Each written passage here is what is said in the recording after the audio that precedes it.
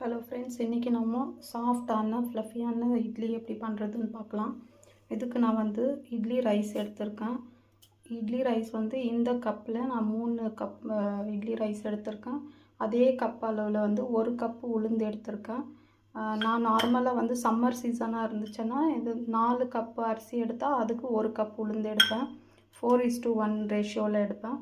But நான் இப்போ வந்துட்டு 3:1 ரேஷியோவில் எடுத்திருக்கேன். அது எதுக்குன்னு பார்த்தீங்கன்னா, எனக்கு வந்து இப்போது வெதர் பார்த்திங்கன்னா 18 டிகிரி செல்சியஸில் இருக்குது.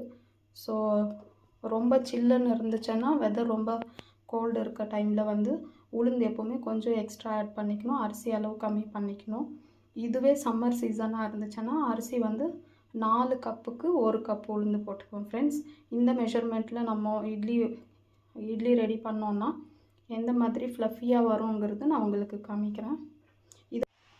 இதை நான் 8 ஹவர்ஸ் ஊற வச்சு அரைச்சி எடுத்துக்கிறேன் ஃப்ரெண்ட்ஸ். அரைச்சதுக்கப்புறமா நைட் ஃபுல்லாக ஒரு 8 ஹவர்ஸ் நான் இதை புளிக்க விடுறேன். அடுத்து காலையில் தான் நான் வந்து நெக்ஸ்ட் டே காலையில் நான் இட்லி ஊற்றுறேன்.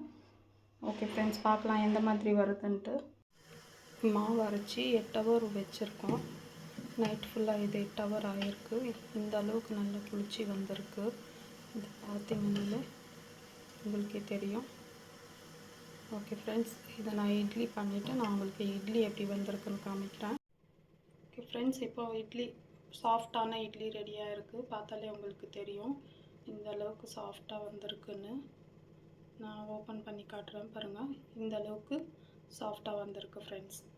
இந்த வீடியோ உங்களுக்கு யூஸ்ஃபுல்லாக இருந்தால் லைக் பண்ணுங்கள், ஷேர் பண்ணுங்கள், சப்ஸ்கிரைப் பண்ணுங்கள். தேங்க்ஸ் ஃபார் வாட்சிங்.